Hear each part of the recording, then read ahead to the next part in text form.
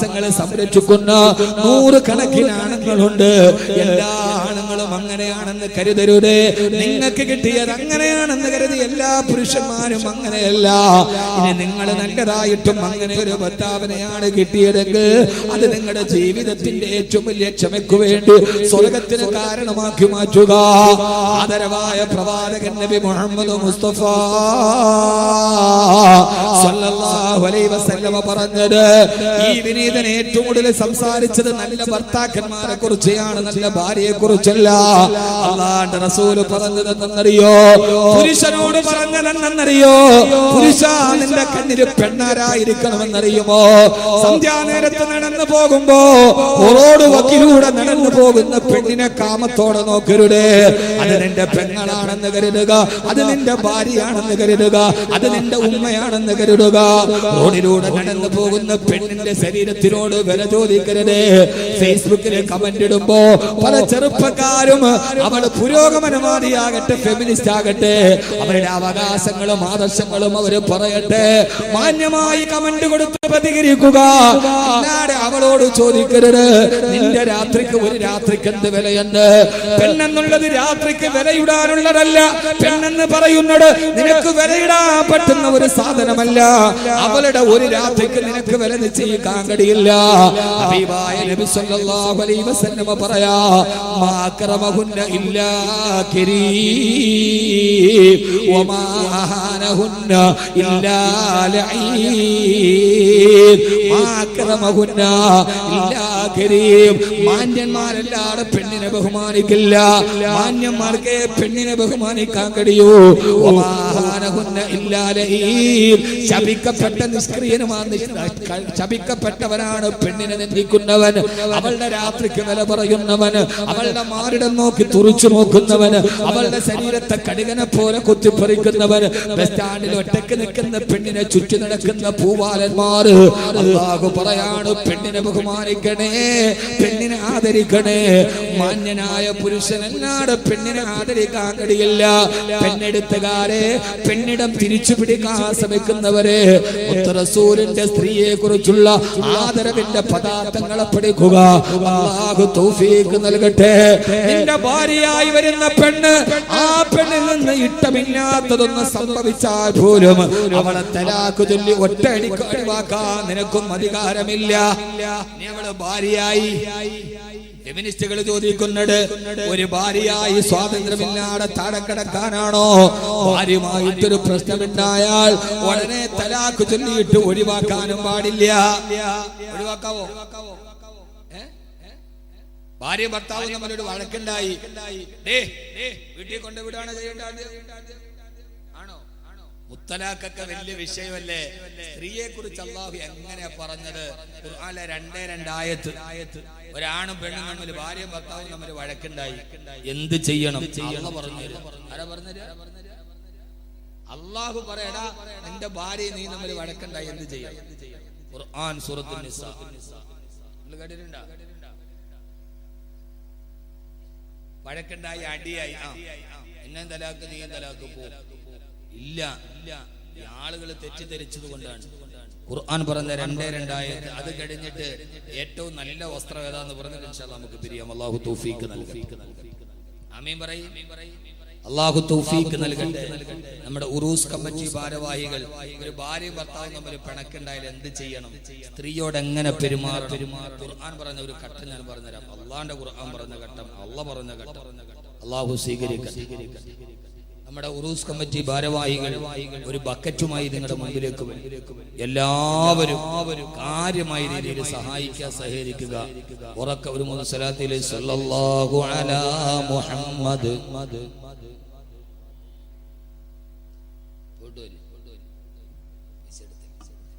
സല്ലല്ലാഹു അലാ മുഹമ്മദ്,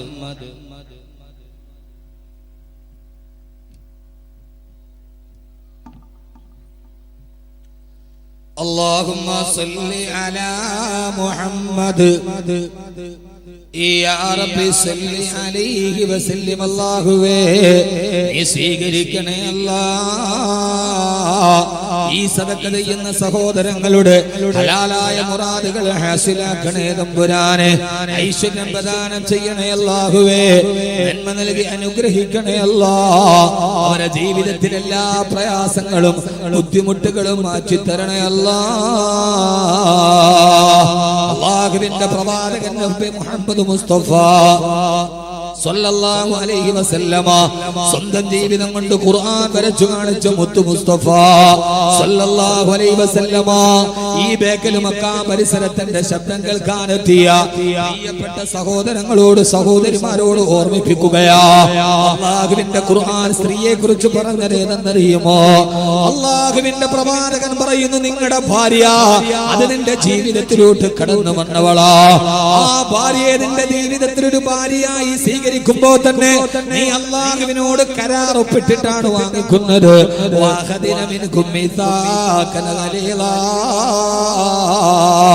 നിക്കാഹിനെ കുറിച്ച് ഖുർആൻ പറഞ്ഞത് അത് ജീവിതത്തിലെ ഏറ്റവും പരിട്ടമായ ഉടമ്പടിയാ.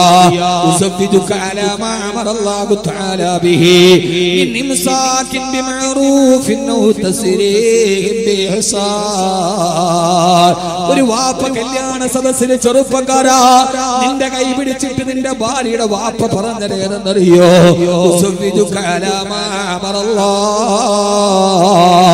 എന്റെ അല്ലാഹു കൽപ്പിച്ചത് കൊണ്ട്, എന്റെ പടച്ചറപ്പനോട് ചെയ്യാൻ പറഞ്ഞത് കൊണ്ട് എന്റെ പൊന്നുമോളെ നിനക്ക് ഞാൻ കല്യാണം കഴിച്ചു തരിക. എന്റെ പ്രിയപ്പെട്ട ഭർത്താക്കന്മാരോട്, ഭാര്യക്ക് വേണ്ടി മാത്രമല്ല ഭർത്താക്കന്മാരോട്, ഏതെങ്കിലും ഒരു പെണ്ണിനെ നിനക്ക് ഭാര്യയായി കിട്ടിയെങ്കിൽ 18 വയസ്സ് വരെ മകളെ വളർത്തിയ വാപ്പ എങ്ങനെയാ നിന്റെ കയ്യിൽ തന്നത്? ആ വാപ്പ പറയുന്നുണ്ട്, നിക്കാഹ് പറയുമ്പോ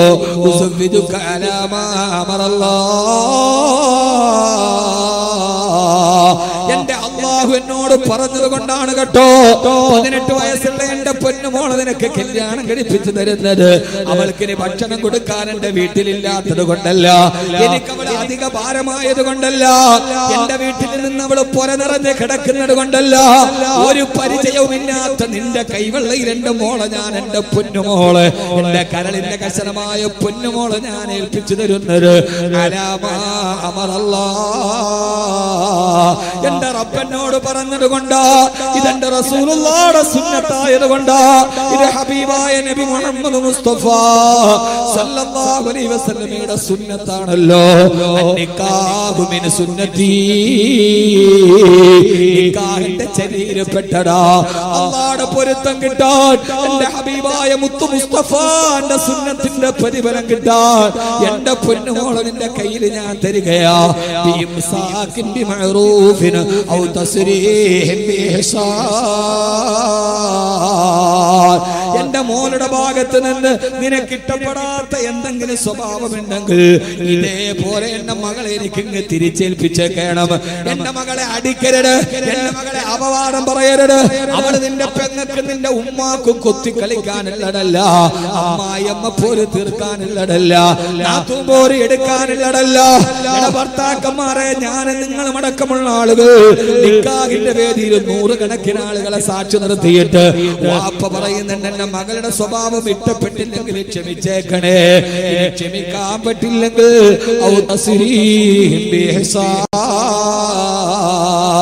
എന്റെ മോളെ ഈ തരുന്നത് പോലെ പോറേൽപ്പിക്കാതെ എന്റെ കൺമണി എനിക്ക് തിരിച്ചേൽപ്പിച്ചേക്കണം. ഈ നിബന്ധന പറയുമ്പോ അപ്പോഴാണോ നീ പറഞ്ഞത് കബിൽതു, ഞാൻ ഈ എഗ്രിമെന്റ് സ്വീകരിച്ചു, ഞാൻ ഈ കരാറിൽ ഒപ്പിടുകയാ. നിങ്ങളുടെ മകളെ ഞാൻ വേദനിപ്പിക്കില്ല, അവളെ ഞാൻ കണ്ണുനീര് കുടിപ്പിക്കില്ല, അവളെ ഞാൻ അടിക്കില്ല, അവളുടെ സ്വാതന്ത്ര്യത്തെ ഞാൻ ഹരിക്കില്ല. ഇതാണ് ഫെമിനിസ്റ്റുകളെ. ഞാൻ പറയുന്നു, ലോക ചരിത്രത്തിലേറെക്കെ മതങ്ങളുണ്ട്. കല്യാണം നടക്കുന്ന സമയത്ത് പെണ്ണിന്റെ മാനത്തിന് കരാറൊപ്പിട്ടിട്ട് ഈ മാനം സംരക്ഷിക്കണമെന്ന് കരാറൊപ്പിടാൻ പറഞ്ഞ ഒരു മതമേതെങ്കിലും ഉണ്ടെങ്കിൽ പറയുമോ? ഫെമിനിസ്റ്റുകളോട്, ഇസ്ലാം അടക്കി വെച്ചെന്ന് പറഞ്ഞവളോട്, പുരോഗമനവാദികളോട്, ഇസ്ലാമിലെ പെണ്ണിന് മാനമില്ലെന്ന് പറഞ്ഞവളോട്, കല്യാണം കഴിക്കാൻ ഒരു പുരുഷൻ കുറ്റം വരുമ്പോ നൂറുകണക്കിന് ആളുകളെ സാക്ഷി നിർത്തിയിട്ട് 2 സാക്ഷിമാരെ എഴുതി ഒപ്പിടിപ്പിച്ചിട്ട് ഈ പെണ്ണിനൊരു പോറൽ പോലും ഏൽപ്പിക്കരുതെന്ന് പറഞ്ഞ് അത് ഉറപ്പിച്ച് സമ്മതിപ്പിച്ച് പെണ്ണിനെ കല്യാണം കഴിച്ചു വിടുന്ന ഒരു മാനിഫെസ്റ്റോ ഉണ്ടെങ്കിൽ അത് അല്ലാഹുവിന്റെ വിശുദ്ധ ഇസ്ലാമാണ്. അവിടെ ഇന്നലെ പെണ്ണിനാണ്, ആണിനല്ല.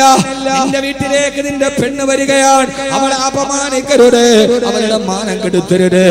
പെണ്ണെടുത്തുകാരോട്, ഫെമിനിസ്റ്റ് വാദികളോട്, പുരോഗമനവാദികളോട് സന്തോഷത്തോടെ വരൂ, നമുക്ക് സംവദിക്കാം, ഇസ്ലാമിന്റെ പെണ്ണിന്റെ നിലയെ കുറിച്ച് പറയാം.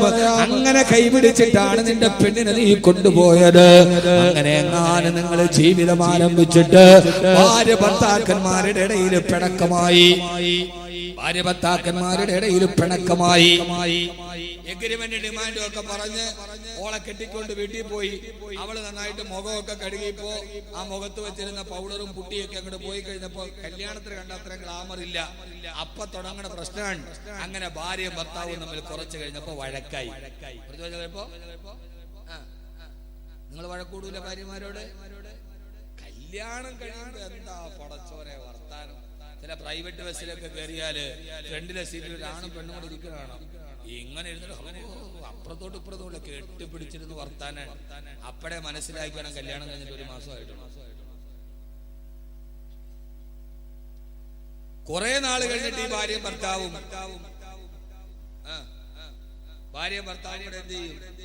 ഇങ്ങനെ കയറിയിട്ട് ഭർത്താവ് പുരുഷന്മാരുടെ സീറ്റിലിരിക്കും, ഭാര്യ സ്ത്രീകളുടെ സീറ്റിലിരിക്കും. ഇനി അവിടെ പോയിരുന്നു സ്ത്രീകളുടെ സീറ്റിൽ പുരുഷന്മാർ ഇരുന്നൂടാ, നിയമലംഘനമാണ്. അപ്പഴേ മനസ്സിലാക്കണം 3 മാസമായി. ഒരു 6 മാസമാകുമ്പോ ബസ് വരുമ്പോ ഭർത്താവ് ഫ്രണ്ടിലും ഭാര്യ ഫ്രണ്ടിലും കയറും, ഭർത്താവ് ബാക്കിലും കയറും. അപ്പൊ 6 മാസം. 1 വർഷം ആകുമ്പോ ഭർത്താവ് പറയും, നീ ഫസ്റ്റ് ബസ്സിന് പോയിക്കോ, ഞാൻ ലാസ്റ്റ് ബസ്സിന് പുറകെ വന്നേ. അപ്പൊ മനസ്സിലായിക്കോണം എത്രയായി? 1 വർഷമായി. ഭാര്യ ഭർത്താവ് ആകുമ്പോ പിണങ്ങും.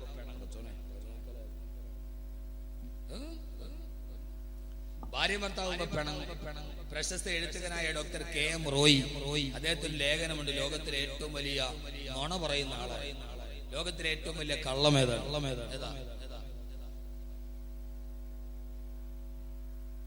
താഴെ എഴുതുകയാണ്, കല്യാണം കഴിഞ്ഞ ഒരു ഭാര്യയും ഭർത്താവും തമ്മിൽ ഞാൻ എന്റെ ഭാര്യയോട് ഇതുവരെ പിണങ്ങിയിട്ടില്ല എന്ന് ഏതെങ്കിലും ഒരു ഭർത്താവ് പറഞ്ഞാൽ അതാണ് ലോകത്തിലെ ഏറ്റവും വലിയ കള്ളം. പിണങ്ങാത്തവരാരില്ല. ആണാണോ പെണ്ണാണോ പിണങ്ങും, രണ്ട് ശൈലിയാണ്. ഭയങ്കര ചൂട്, ഇതൊന്നും അടുപ്പിച്ച് നോക്കുന്നത് ഭയങ്കര ചൂട്, നിൽക്കാൻ പറ്റണം. ഞാൻ തമാശയൊന്നും പറയുന്നില്ല. ഭാര്യ ഭർത്താക്കന്മാരുടെ ഇടയിൽ പിണക്കമുണ്ടായി. അങ്ങനെ പിണക്കമുണ്ടായാൽ ആദ്യം എന്ത് ചെയ്യണം?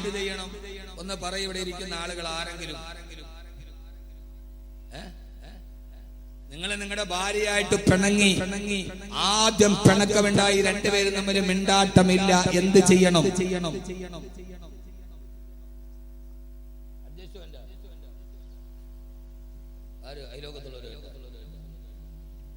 എന്ത് ചെയ്യണം സഹോദര? ഒന്ന് പറയ്.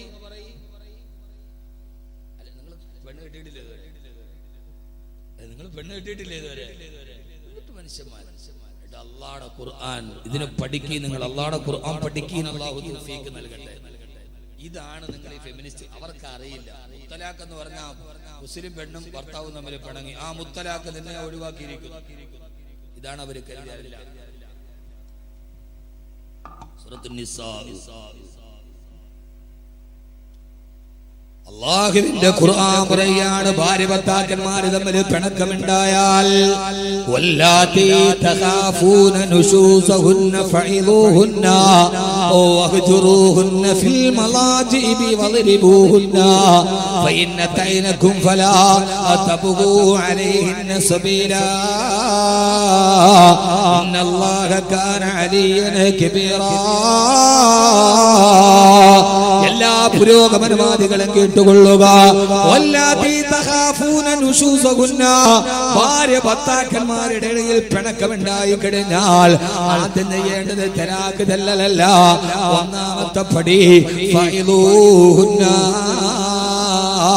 നീ ആ പെണ്ണിനെ ഉപദേശിച്ചു കൊടുക്കണേ. കിടപ്പറയിലോട്ട് വരുമ്പോ അവളോട് പറയണം, എന്തിനാണ് മോളെ നമ്മൾ പിണങ്ങുന്നത്? നമ്മൾ പിണങ്ങിയാൽ ഇനി പിണങ്ങിയ സമയം തിരിച്ചു വരില്ലല്ലോ.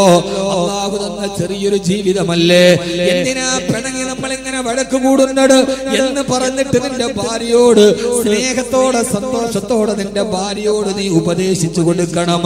ഒന്നാമത്തെ പടി പെണ്ണിനെ നീ ഉപദേശിച്ചു കൊടുക്കണേ. ചുരുക്കി പറയാം, ഉപദേശിച്ചിട്ടും അവളുടെ പിണക്കം മാറിയില്ലെങ്കിൽ രണ്ടാമത് ഭർത്താവ് ചെയ്യേണ്ടത് എന്തെന്നറിയോ? ഖുർആനാണ്. നിന്റെ കിടപ്പറയിൽ നിന്ന് അവളെ മാറ്റി കിടത്തുക എന്ന് പറഞ്ഞാൽ ഒരു റൂമിലാണ് അവളെ കിടപ്പറയിൽ നിന്ന് മാറ്റി കിടത്തണേ.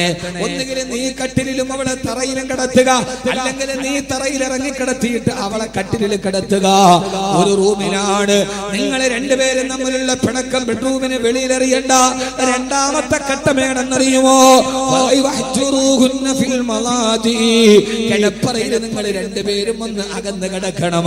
ആ പെണ്ണിനെ ഇറക്കി തറയിൽ കിടത്തണം, അല്ലെങ്കിൽ നീ തറയിൽ കിടന്നിട്ട് പെണ്ണിനെ ബെഡിൽ കിടത്തണം. രണ്ടുപേരും ഒന്ന് അകന്ന് കിടന്നു നോക്കുക. രണ്ടാമത്തെ ഘട്ടം, നീ തറയില്, ഭാര്യ മുകളില്. കുറെ കഴിയുമ്പോ ഒരു 12 മണി കഴിയുമ്പോ രണ്ടുപേരും ഒരിടത്തായിരിക്കും. അങ്ങനെ ഒരു റൂമിൽ അകന്ന് കിടക്കുമ്പോ മാനസികമായിട്ട് നമുക്കൊരു വലിയ വിഷമുണ്ടാവും. അപ്പൊ പിന്നെ ഭാര്യയാണ് വന്നത്, എന്തിനാ അവിടെ കിടക്കണം, എഴുന്നേക്കി. അല്ല, ഭർത്താവ് പറയും ഇങ്ങനെ കിടക്കണം, എഴുന്നേക്കി. രണ്ടാമത്തെ ഘട്ടം, കിടപ്പറയിൽ മാറ്റി കിടക്കണം. മൂന്നാമത്തെ ഘട്ടം, കിടപ്പറയിൽ അകത്തി കിടത്തിയിട്ടും അവരുടെ പിണക്കം തീരുന്നില്ല, പെണ്ണിന്റെ പിണക്കം തീർന്നില്ല. എന്നാൽ മൂന്നാമതായി നിന്റെ ഭാര്യയെ നിനക്കൊരു അടി കൊടുക്കാം. ഒരു പ്രാവശ്യം അവൾക്കൊരു അടി കൊടുക്കാം. എങ്ങനെയാണ് അടിക്കേണ്ടത്? അവളുടെ ചെകിട്ടത്തല്ല, അവളുടെ കണ്ണിലല്ല, അവളുടെ മുതുകത്തല്ല. ഖുർആൻ വ്യാഖ്യാതാക്കൾ എഴുതി വെച്ചിട്ടുണ്ട്, തൊലി പൊട്ടാത്ത രീതിയിൽ ഒരു ചെറിയ വടിയെടുത്തിട്ട് ഒരൊറ്റ അടി നിനക്ക് അവളെ അടിക്കാം. പക്ഷെ തൊലി പൊട്ടരുത്. ഇത് വേദനിക്കാനുള്ള അടിയല്ല. അഭിമാനബോധമുള്ള ഒരു പെണ്ണിന്, കുടുംബത്തിൽ പിറന്ന പെണ്ണിന്, എന്റെ ഭർത്താവിന്റെ കയ്യിൽ നിന്ന് എനിക്കൊരു അടി കിട്ടിയല്ലോ എന്നവൾ മാനസിക വിഷമമുണ്ടായാൽ അവൾ അടുത്തു വരും. അതുകൊണ്ട് ആ പെണ്ണിനെ നീ അടിച്ചുകൊള്ളുക. പക്ഷേ തൊലി പൊട്ടരുത്, രക്തം വരരുത്, അവൾക്ക് വല്ലാതെ വേദന എടുക്കരുത്, കവിളത്തടിക്കരുത്, നെഞ്ചത്തടിക്കരുത്, മുതുകത്ത് നിന്റെ ഭാര്യ അടിക്കരുത്.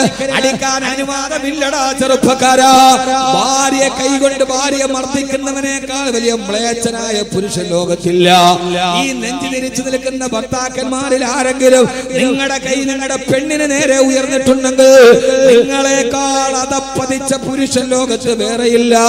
പെണ്ണിനെ അടിക്കാൻ അനുവാദമേ ഇല്ല. അങ്ങനെ ഒരു അനുവാദം തന്നാൽ തന്നെ തൊലി പൊട്ടാത്ത രീതിയിൽ അടിക്കാനേ അനുവാദമുള്ളൂ. ഹബീബായ റസൂലുള്ളാഹി സ്വല്ലല്ലാഹു അലൈഹി വസല്ലമ വലംറഅതൻ വലാ ജാരിയ, ഒരു ഭാര്യമാരെയോ വേലക്കാരി പെണ്ണുങ്ങളെ പോലും നിന്റെ ഹബീബായ നബി തങ്ങൾ ജീവിത കാലഘട്ടത്തിൽ അടിച്ചിട്ടില്ല.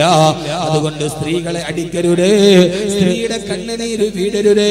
സ്ത്രീയെ ഭാര്യ മർദ്ദിക്കുന്നവനേക്കാൾ വലിയ അതപ്പതിച്ചവൻ അവൻ ലോകത്തു മറ്റാരുമില്ല. നിനക്കടിക്കണമെങ്കിൽ തന്നെ ഒറ്റ അടി അടിക്കാം. മൂന്നാമത്തെ ഘട്ടം, അടി കൊടുക്കാം. അതെന്തിന്? ഒരു പേടിയുള്ളൊരു പെണ്ണ് വല്ല ഭർത്താവ് അടിച്ചല്ലോ പടച്ചോനെ എന്ന് വിചാരിച്ച് അടിച്ചേക്കു. അവിടെ ഖുർആൻ നിർത്തുകയാണ്. സാധാരണ ഒരടി കൊണ്ടാൽ അവൾ വഴിപ്പെടാറാണ് പതിവ്. അവൾ നിനക്ക് വഴിപ്പെട്ടടുത്തേക്ക് വന്നാൽ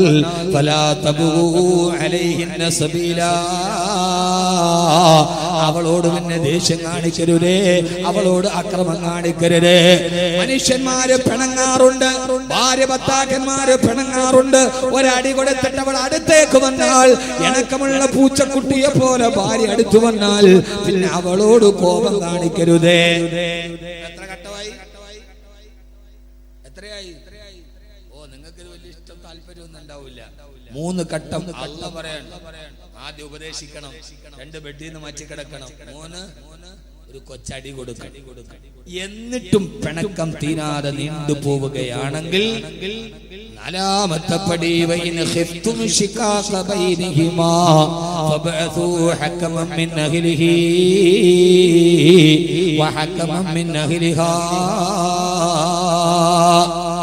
ഉപദേശിച്ചു നോക്കി, കിടപ്പറയിൽ നിന്ന് മാറ്റി കടത്തി ഒരു ചെറിയ അടി കൊടുത്തു.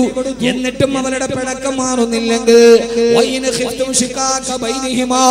ഭാര്യ ഭർത്താക്കന്മാരുടെ ഇടയിൽ പിണക്കം നീണ്ടുപോയാൽ നാലാമത്തെ ഘട്ടം ഏതെന്നറിയോ?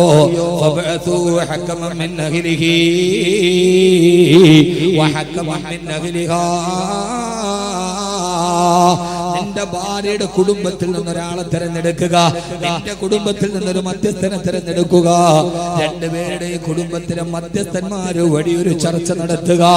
വീട്ടിലറിഞ്ഞല്ലോ റബ്ബേ, വെളിയിൽ ഒരാൾ അറിഞ്ഞല്ലോ റബ്ബേ, ഇതുവരെ ഞങ്ങളുടെ ഇടയിലായിരുന്നു, വെളിയിൽ ഒരാൾ അറിഞ്ഞു എന്ന് മനസ്സിലായി കഴിഞ്ഞാൽ ഖുർആൻ പറയാണ്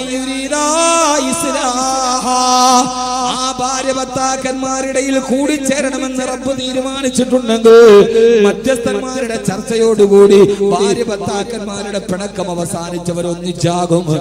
എന്നിട്ടും അവസാനിച്ചില്ലെങ്കിൽ, മധ്യസ്ഥന്മാരെ ചർച്ച ചെയ്തിട്ടും അവസാനിച്ചില്ല, എന്നാൽ അഞ്ചാമത്തെ പടിയായി ഭർത്താക്കന്മാരെ ആദ്യം അനുവാദമില്ല തലാക്ക് പറയാൻ ഉപദേശിക്കണം, ആറ്റിക്കടത്തണം, അടി കൊടുക്കണം, പൊട്ടാത്താടി, പിന്നെ മധ്യസ്ഥന്മാരെ കൊണ്ട് ചർച്ച നടത്തണം. നാല് ചെയ്തിട്ടും ഈ പിണക്കം തീർന്നില്ലെങ്കിൽ അടുത്തതായി നീ എന്ത് ചെയ്യണം? അടുത്തായിട്ട് എന്ത് ചെയ്യണം? അടുത്തതായിട്ട് നീ അവളോട് ഒരു തലാക്ക് ചൊല്ലണം. അഞ്ചാമതാണ് തലാക്ക് വരുന്നത്. ആളുകളോട് പറഞ്ഞു കൊടുക്കും നിങ്ങൾ, സ്ത്രീപക്ഷവാദികളോട് പറയും നിങ്ങൾ, ഫെമിനിസ്റ്റുകളോട്, സഹോദരിമാരോട് നിങ്ങളുടെ തെറ്റിദ്ധാരണയാണെങ്കിൽ മുത്തലാഖ് എന്ന് പറഞ്ഞാൽ 3 തലാഖ് ചൊല്ലിയിട്ട് വിടാനല്ല. വിവാഹമോചനത്തിന് ഖുർആൻ പറയുന്ന മാനദണ്ഡം അഞ്ചാമത് നീ ഒരു തലാഖ് ചൊല്ലണേ. തലക്ക് തുക്കി പിന്നെ ഞാൻ തലാഖ് ചൊല്ലി രണ്ട് പറയരുത്. ഒന്നാമത്തേത് പറയണം, നിന്നെ ഞാൻ തലാഖ് ചൊല്ലിയിരിക്കുകയാണ്. എന്തിനെന്നറിയുമോ? എന്തിനാണ് ഒരു തലാഖ് പറയുന്നത്? ആ തലാഖ് പറഞ്ഞു കഴിഞ്ഞാൽ ഭാര്യ ഭർത്താക്കന്മാര് തമ്മിൽ തലാഖായി. അവളുടെ 1 മാസത്തെ ശുദ്ധിയുടെ കാലഘട്ടം കഴിഞ്ഞാൽ, ആ ശുദ്ധിയുടെ കാലഘട്ടം കഴിയുന്നതിന് മുമ്പ് ഇവര് രണ്ടുപേരും തമ്മിൽ ഒരു തലാഖ് ചൊല്ലി മാറി രണ്ടുപേരും തലാഖിൽ 2 വീട്ടിലായി. അപ്പോഴാണല്ലോ പടച്ചവനെ, എന്റെ ഭാര്യ ഇല്ലാതെ എനിക്ക് ജീവിക്കാൻ കഴിയില്ല, എന്തൊക്കെ വട കൂടിയാലും എന്റെ ഭർത്താവില്ലാതെ എനിക്കില്ല റബ്ബേ എന്ന് മനസ്സിന് തോന്നിയിട്ട് തിരിച്ചൊന്നിച്ചു കൂടണമെന്ന് തീരുമാനിച്ചാൽ അവളുടെ ശുദ്ധി തീരുന്ന കാലഘട്ടത്തിന്റെ ഇടയിലാണ് ഈ തോന്നലുണ്ടായതെങ്കിൽ ഭർത്താവ് പോയിട്ട് നിന്നെ ഞാൻ തിരിച്ചെടുത്തു എന്നൊരൊറ്റ വാക്ക് പറഞ്ഞാൽ മതി, അവരെ രണ്ടുപേരും തമ്മിൽ വിവാഹബന്ധം സ്ഥാപിക്കപ്പെടും. അപ്പോ അവളുടെ ഒരു പീരീഡ് കഴിയുന്നതിന്റെ ഇടയിൽ രണ്ടുപേരും 2 വീട്ടിലായി. പടച്ചോനെ, 2 വീട്ടിലാകുമ്പോഴേ അറിയൂ. നമ്മളിപ്പോ ഭാര്യയോട് പറയും, പണ്ടാരം നീ നിന്റെ വീട്ടിൽ പോയി ഒരാഴ്ച നിൽക്കണേ, ഞാൻ ഇത്തിരി സ്വാതന്ത്ര്യത്തോടെ വളർക്കട്ടു. നിന്റെ വീട്ടിലും പോവില്ല, പക്ഷേ വീട്ടിലോട്ട് പോയി ഉച്ചക്ക് ചോറുണ്ടാകുന്ന നേരത്ത് ആരും ഇല്ലാതെ ഇങ്ങനെ ഇരിക്കുമ്പോഴാ പടച്ചോനെ ഇത് കുറഞ്ഞല്ലോ അല്ലാഹുവേ, ഒരു ദിവസം അതുങ്ങളില്ലാതെ നിങ്ങൾ ജീവിക്കൂല ഉറപ്പൻ. എന്ത് വഴക്ക് വന്നാലും ഭാര്യ ഒരു ദിവസം വീട്ടിൽ പറഞ്ഞു വിട്ടു, ഒരു ദിവസം കഴിയുമ്പോ അവളില്ലാതെ ജീവിക്കാൻ പറ്റും. അപ്പൊ ഈ പിണങ്ങിയിട്ട് ഒരു തലാഖ് ചൊല്ലിയാൽ ഇതിന്റെ ഇടയിൽ കൂടിച്ചേരണമെന്ന് ആഗ്രഹമുണ്ടെങ്കിൽ ഞാൻ തിരിച്ചെടുത്തു എന്ന് പറഞ്ഞാൽ മതി. ആ ഒരു ശുദ്ധിയുടെ കാലഘട്ടം കഴിഞ്ഞു, രണ്ടാമത്തെ പീരീഡിലോട്ട് കഴിഞ്ഞു. എന്നിട്ടും ഇവരെ തമ്മിലുള്ള പിണക്കം തീർന്നില്ലെങ്കിൽ എന്നാലേ രണ്ടാമത്തെ തലാഖ് ചൊല്ലാവൂ. രണ്ടാമത്തെ തലാഖ് ചൊല്ലിയാൽ ആ രണ്ടാമത്തെ തലാഖിന്റെ ഉള്ളിൽ തിരിച്ചെടുക്കണമെന്ന ബോധ്യമുണ്ടായാൽ പിന്നെ തലാഖ് അല്ല, പിന്നെ നിക്കാഹ് പുതുക്കിയെടുത്താൽ മതി. ഒന്നുകൂടി നിക്കാഹ് ചൊല്ലുക, ഒന്നുകൂടി നിക്കാഹ് ചൊല്ലുക, എന്നിട്ട് ഭാര്യയെ തിരഞ്ഞെടുക്കുക. എന്നാലും മൂന്നാമത്തേത് പറയരുതേ, മൂന്നാമത്തേത് പറയാതെ കാത്തിരിക്കണം. ഒന്ന് പറഞ്ഞിട്ട് കാത്തിരിക്കണം, രണ്ട് പറഞ്ഞ് കാത്തിരിക്കണം. തിരിച്ചു വരുമോ എന്ന് ഏതാണ്ട് 10-60 ദിവസത്തോളം കാത്തിരുന്ന് കാത്തിരുന്ന് കാത്തിരുന്ന് ഇനി ഒരിക്കലും ഒന്നിക്കില്ലെന്ന് ഉറപ്പ് വരുമ്പോഴേ മൂന്നാമത്തെ തലാക്ക് വരൂ. അപ്പോഴേ പരിപൂർണമായി ഭാര്യഭർത്തൃബന്ധം കൂടിച്ചേരാൻ കഴിയാത്ത രീതിയിൽ തിരിച്ചു പോകൂ. ഇങ്ങനെയാണ് തലാക്ക്, അല്ലേ? ഇങ്ങനെയാണ് തലാക്ക്. എന്റെ പെണ്ണെ, അവിടെ ഈ സംരക്ഷണം നിനക്കാണ്. ഒറ്റ വാക്കിൽ ഏതോ സിനിമക്കാരൻ പറഞ്ഞതുപോലെ കെട്ടി കെട്ടി ഒഴിഞ്ഞ് വീണ്ടും കെട്ടി നിന്റെ ആഗ്രഹം പൂർത്തീകരിക്കാനല്ല, നിന്റെ ഭാര്യയെ ഒഴിവാക്കണമെങ്കിൽ പോലും ഈ കടമ്പകൾ കഴിയണം എന്ന് ലോകത്തോട് പറഞ്ഞു കൊടുത്തു. അല്ലാഹുവിന്റെ ഖുർആനിൽ ആയത്തിറങ്ങി. ഖുർആനിൽ പെണ്ണിന്റെ അവകാശത്തെ കുറിച്ച് ആയത്തിറങ്ങി. ഫലാ തഅദുലൂഹുന്ന ലിതദ്ഹബൂ ബിബഅദി മാ ആതൈതുമൂഹുന്ന ഇല്ലാ അയതീന ബിഫാഹിശത്തിൻ മുബയ്യിന. നിങ്ങൾ പെണ്ണുങ്ങളോട് വഴക്ക് കൂടരുത്. സൂറത്തുൻ നിസാ എന്ന അധ്യായം ഇറങ്ങി. പെണ്ണിനോട് പിണങ്ങരുത്, അവളെ വരട്ടരുത്, അവളെ അപമാനിക്കരുത്. ഒരു പെണ്ണിനോട് നിങ്ങൾ വഴക്ക് കൂടുന്നുവെങ്കിൽ, ഭാര്യയെ നിങ്ങൾ വഴക്ക് കൂടുന്നെങ്കിൽ നിസ്സാര കാര്യത്തിന് വഴക്ക് കൂടരുതേ. ഇല്ലാ അയതീന ബിഫാഹിശത്തിൻ മുബയ്യിന. വ്യക്തമായ ഒരു വ്യഭിചാരം പോലെ വ്യക്തമായ തെറ്റ് കണ്ടാലല്ലാതെ ഊഹാപോഹങ്ങളുടെ പേരിൽ, സംശയത്തിന്റെ പേരിൽ, ചെറിയ ചെറിയ തെറ്റുകളുടെ പേരിൽ നിന്റെ ഭാര്യയോട് നീ പിണങ്ങരുതേ, അവളെ കട്ടപ്പെടുത്തരുതേ. ഖുർആൻ പറഞ്ഞ അവകാശത്തിന്റെ മുകളിലാണ് സ്ത്രീ ജീവിക്കുന്നത്. ഏറെ പറയാൻ സമയമില്ലല്ലോ സഹോദരങ്ങളെ, വിശാലമായൊരു വിഷയമാണിത് എന്ന് സ്ത്രീയെ കുറിച്ച് വാചാരമായി പറഞ്ഞ, ആ സ്ത്രീയുടെ വേഷവിധാനത്തെ കുറിച്ച് പറഞ്ഞ,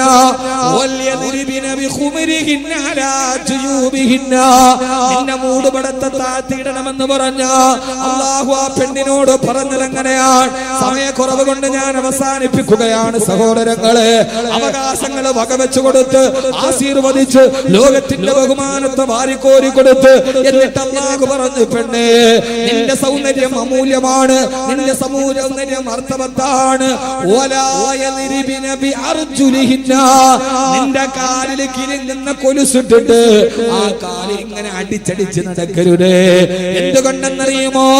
മനുഷ്യന്റെ പുരുഷനെ നിന്നിലേക്ക് ആകർഷിക്കുന്ന രീതിയിൽ നടക്കണ്ട. അല്ലാഹു പറഞ്ഞതുപോലെ മാന്യമായ വേഷവിധാനം നടത്തുക. അല്ലാഹു തൗഫീഖ് നൽകി അനുഗ്രഹിക്കട്ടെ. അതുകൊണ്ട് നമ്മുടെ പെൺമക്കൾക്ക് നല്ല വേഷവിധാനം, നമ്മുടെ ആൺമക്കൾക്ക് നല്ല വേഷവിധാനം. ആണുങ്ങളോടും പറയാണ്, വസ്ത്രവും സൗന്ദര്യവും അല്ലാഹുവിന്റെ അനുഗ്രഹമാ. ഈ കാസർഗോഡ് കുട്ടികളെ, നിങ്ങൾ ഈ മുടി മുഴുവനും ഇങ്ങനെ മുകളിലോട്ട് സ്ട്രെയിറ്റ് ചെയ്ത് കാന്തത്തിന് മണ്ണിലിട്ടതുപോലെ നടക്കരുത്. ആഭാസകരമായ ഹെയർ കട്ടിങ്ങുകൾ, ആഭാസകരമായ വസ്ത്രവിധാനങ്ങൾ, അണ്ടർ വസ്ത്രങ്ങൾ മുഴുവനും അണ്ടർ ഗാർമെന്റുകൾ വെളിയിൽ കാണുന്ന ആഭാസകരമായ വസ്ത്രവിധാനങ്ങൾ. ചിലരുടെ അണ്ടർ ഗാർമെന്റ് വെളിയിലാണ്, അവന്റെ പാന്റ് അവന്റെ ദിദംബത്തിന്റെ താഴെയാണ്, അവന്റെ പാന്റ് താടയാണ്. യൂറോപ്പിലെ ജയിലുകളിൽ സ്വവർഗരതിക്കാരായ ആണുങ്ങൾ അവർക്കെതിരെ താല്പര്യമുണ്ടെന്ന് അടയാളം കാണിച്ച വസ്ത്രമാണിത്. അടിവസ്ത്രം മുകളിലാക്കുക, അല്ലാത്ത മേൽവസ്ത്രം താഴ്ത്തിയിടുക. ആഭാസകരമായ വസ്ത്രവിധാനം നടത്തരുത്. ഏറ്റവും നല്ല വസ്ത്രവിധാനത്തോടെ നടന്നു പോകണേ. അല്ലാഹു തൗഫീഖ് നൽകി അനുഗ്രഹിക്കുമാറാകട്ടെ. അല്ലാഹു തൗഫീഖ് നൽകട്ടെ. അല്ലാഹു നമുക്ക് ഏറ്റവും നല്ല വസ്ത്രം ധരിക്കാൻ തൗഫീഖ് നൽകട്ടെ. ഏറ്റവും നല്ല വസ്ത്രം അബിയലുഹാ, ഏറ്റവും നല്ല വസ്ത്രം വെള്ള വസ്ത്രമാണ്. കാസർഗോഡ് ചെറുപ്പക്കാരെ, ജുമയ്ക്ക് വരുമ്പോ ഈ ആവാസത്തിന്റെ വസ്ത്രം മാറ്റ്, ഈ ടീഷർട്ട് മാറ്റ്. ഏറ്റവും നല്ല വെള്ള വസ്ത്രം അണിഞ്ഞിട്ട് തൊപ്പിയും വെച്ച് ജുമയ്ക്ക് പള്ളിയിലേക്ക് വരിക. അല്ലാഹു തൗഫീഖ് നൽകട്ടെ. ആമീൻ പറയ്. അല്ലാഹു തൗഫീഖ് നൽകട്ടെ. വയസ്സന്മാരെ, ഈ വെള്ള വസ്ത്രം ഉപേക്ഷിക്കാതിരിക്കുക. കാസർഗോഡ് ഫുള്ള് വെള്ളയാണ്, ചെരുപ്പും വെള്ളയാണ്, മുഖവും വെള്ളയാണ്. കാസർഗോഡുകാരുടെ സൗന്ദര്യം വല്ലാത്താണ്. മാഷാ അല്ലാഹ്, അല്ലാഹു നിലനിർത്തി തരട്ടെ. ഇവിടെ എങ്ങാനും ജനിച്ചാൽ മതിയായിരുന്നു. കാസർഗോഡ് ചെറുപ്പക്കാര് കന്തൂറ ഇട്ട തനി അറബിയാണ്. നമ്മുടെ നാട്ടിലെ പിള്ളേരൊക്കെ കന്തൂറ ഇട്ടൊക്കെ പൊന്നാനിന്ന് മുസ്ലിമായിട്ട് ഇപ്പൊ വന്നോളൂ. കാസർഗോഡ് സുള്ളമാര് ദുബൈയിലൊക്കെ പോയി നല്ല കാസർഗോഡ് അറബിയാണോ അനറബിയാണോ എന്ന് പറയാൻ പറ്റും. എനിക്ക് സുഹൃത്തുണ്ട് തസ്രീം വള്ളക്കോടുകാരനാണ്. അവൻ കന്തൂറായിട്ട് അറബികളെ പോലെ അതാരെ ഫേസ്ബുക്കിലിട്ട് തെറ്റായി. അപ്പൊ ഖലീൽ ഉദവി എന്നെ വിളിച്ചിട്ട് നിങ്ങൾ എന്താ എന്നെ പറയാതെ? ഖലീൽ ഉദവി മുഞ്ചന നിങ്ങൾ തസ്രീമിനെ മാത്രം പറഞ്ഞ എന്താ എന്നെ പറയാത്ത തമാശ പറഞ്ഞ. അള്ളാഹു സൗന്ദര്യം നിലനിർത്തി തരട്ടെ. ുണ്ട് കൊച്ചുകുട്ടികളുണ്ട്. എല്ലാ നിസ്കാരത്തിനും നല്ല വസ്ത്രം ധരിച്ചു വരണം. മഴയ്ക്ക് വേണ്ടി നിസ്കരിക്കുമ്പോ താഴ്ന്ന വസ്ത്രം ധരിക്കണം. അല്ലാഹുവിന് കനിവുണ്ടാവാൻ ഇരിപ്പറഞ്ഞ വസ്ത്രം ധരിച്ചു മദീനയിലെ മുഴുവൻ ആളുകളും മദീനയിൽ വന്ന് മഴയ്ക്ക് വേണ്ടി മരുഭൂമിയിൽ നിസ്കരിച്ചു അത്രേ. പക്ഷേ മദീനയിലും മഴ പെയ്തില്ല. ഇശാ നിസ്കരിക്കാൻ പോയി. അവിടെ ഞാൻ സാധാരണ നിസ്കരിക്കുന്ന ഒരു സ്ഥലമുണ്ട്. രാത്രി ഞാൻ ഇശാ നിസ്കരിച്ചുകൊണ്ട് പള്ളിയിലിരിക്കും. അല്ലാഹുവിന്റെ അടുക്കലേക്ക് കൈകൾ ഉയർത്തി ദുആ ചെയ്യുകയാ. മഹാനവറുകൾ പറയുകയാണ്, ഞാൻ അടുത്ത് കടന്ന് ഉറങ്ങുകയാണെന്നാണ് ഇയാൾ കരുതിയത്. ഞാൻ നോക്കിയപ്പോ ഒരു കറുകറുത്ത അടിമ, ഒരു പകുതി വസ്ത്രം ധരിച്ച അടിമ അയാളുടെ മുകളിൽ കടത്ത മുണ്ടെടുത്ത് മുസല്ലയിലോട്ട് ഇട്ടിട്ട് 2 റക്അത്ത് നിസ്കരിച്ചു. എന്നിട്ട് അല്ലാഹുവിനോട് ദുആ ചെയ്യുന്നു, അല്ലാഹുവേ അല്ലാഹുവേ യാ റബ്ബ് യാ റബ്ബ് യാ റബ്ബ് യാ റബ്ബ് ഓ അല്ലാഹുവേ നിന്റെ ഹബീബായ നബി തങ്ങളുടെ കുടുംബക്കാർ മുഴുവനും ഇന്ന് നിന്നോട് വന്ന് ദുആ ചെയ്തുവല്ലോ. അവരും മഴയ്ക്ക് വേണ്ടി നിന്നോട് താണു കേണു ചോദിച്ചല്ലോ. നീ അവർക്ക് മഴ കൊടുത്തില്ലല്ലോ അല്ലാഹ്. നിന്റെ ഹബീബായ നബി തങ്ങളുടെ കുടുംബക്കാർ പോലും ചോദിച്ചിട്ട് നീ മഴ കൊടുത്തില്ലല്ലോ റബ്ബേ. അല്ലാഹുവേ നിന്റെ പേരിൽ സത്യം ചെയ്തിട്ട് ഞാൻ പറയാണ്, അല്ലാഹുവേ നീ അവർക്ക് ഇപ്പോ തന്നെ മഴ കൊടുക്കണേ അല്ലാഹ്. ഞാൻ നിന്നിൽ സത്യം ചെയ്ത് പറയുന്നു അല്ലാഹുവേ, നിന്നിൽ സത്യം ചെയ്ത് പറയുന്നു റബ്ബേ, ഇപ്പൊ തന്നെ നീ അവർക്ക് മഴ കൊടുക്കണം അല്ലാഹുവേ. മഹാനവറുകൾ പറയാണ്, ഞാൻ അടുത്തിരുന്ന് ചിരിച്ചു പോയി. ഞാൻ മനസ്സിൽ ചിന്തിച്ചു, മജ്നൂന് പ്രാന്തൻ, ഈ മനുഷ്യൻ എന്താണ് പറയുന്നത്? ഇന്ന് പകൽ അല്ലാഹുവിന്റെ റസൂലിന്റെ കുടുംബക്കാരും ഹബീബായ നബി തങ്ങളുടെ കുടുംബത്തിൽപ്പെട്ട അഹ്ലു ബൈത്തും സഹാബത്തും താബീങ്ങളും അടക്കമുള്ള അല്ലാഹുവിനോട് ഏറ്റവും അടുത്തവര് കൈ കൊടഞ്ഞ് ദുആ ചെയ്തിട്ട് മഴ പെയ്തില്ല. ഈ വടകരത്തെ അടിമ രാത്രി വന്നിട്ട് പറയുന്നു, റബ്ബേ ഞാൻ നിന്നോട് സത്യം ചെയ്ത് പറയാണ്, മദീനയിലും മഴ പെയ്യിപ്പിക്കണേ അല്ലാഹ്. ഇവനൊരു ഭ്രാന്തനാന്ന് ഞാൻ മനസ്സിൽ വിചാരിച്ചു തോന്നില്ല. ആകാശത്തും മദീനയുടെ ആകാശത്ത് ഇടിമുഴക്കത്തിന്റെ ശബ്ദം കേട്ടു. മിന്നൽ പിണരുകൾ ജനാലയിലൂടെ പിളർന്ന് ഭൂമിയിലേക്ക് വീഴുന്നത് ഞാൻ കണ്ടു. മദീനയിലും മഴയങ്ങട് തിമിർത്ത് പെയ്യാൻ തുടങ്ങി. സഹോദരങ്ങളെ, അവിശ്വസനീയമല്ല, മദീനയിലും മഴ തിമിർത്തങ്ങട് പെയ്യാൻ തുടങ്ങി. മാനവരകൾ പറയുകയാണ്, ഈ മനുഷ്യ ദുആ ചെയ്തപ്പോ അങ്ങനെയാണ്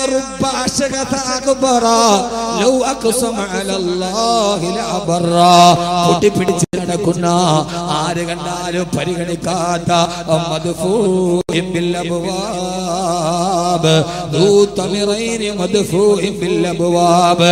ആരുടെ വീടിന് മുമ്പിൽ വന്നാൽ ആട്ടി ഓടിക്കപ്പെടുന്ന, ആരും ഒരു വിലയും കൊടുക്കാത്ത എത്ര എത്ര സാധുക്കളാണ്.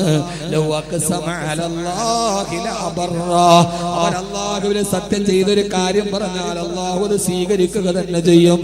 ഈ കറുകറുത്തവന്റെ സത്യം കേട്ടപ്പോ ആകാശത്തും മഴ പെയ്തു അത്രേ.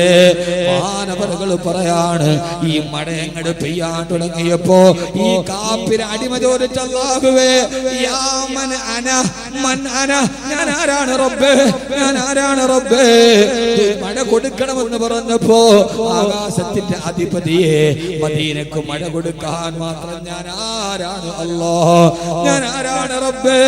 വഇന്നി ഖുത്തു ബിഹംദിക വബിതൂലിക.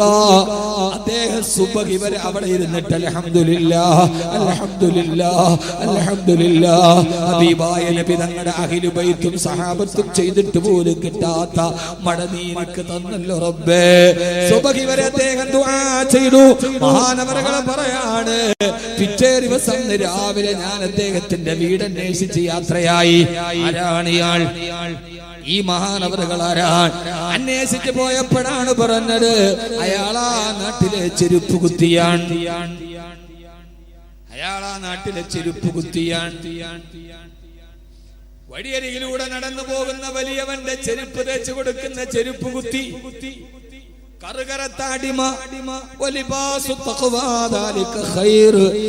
എന്ന മേൽവസ്ത്രം അണിഞ്ഞവൻ.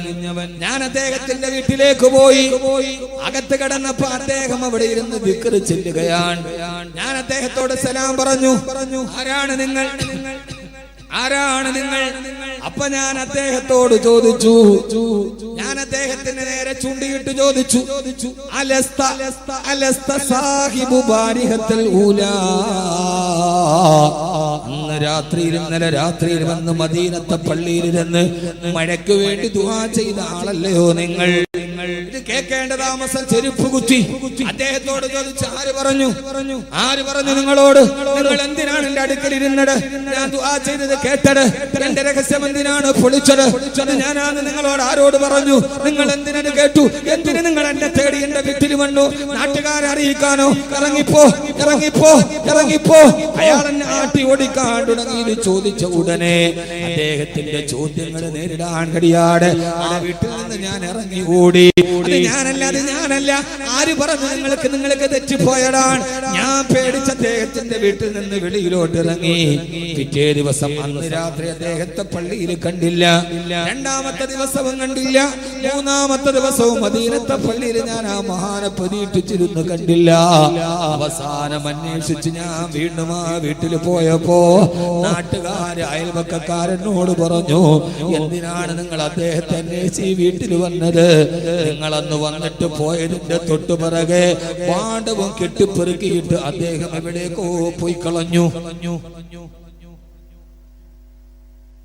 നിങ്ങൾ പോയ ഉടനെ അദ്ദേഹം ആ പാണ്ഡവും കെട്ടി എവിടേക്കോ പോയി കളഞ്ഞു. ആളുകൾ അറിയില്ലേ? ആളുകൾ അറിഞ്ഞാല് നാടറിയില്ലേ?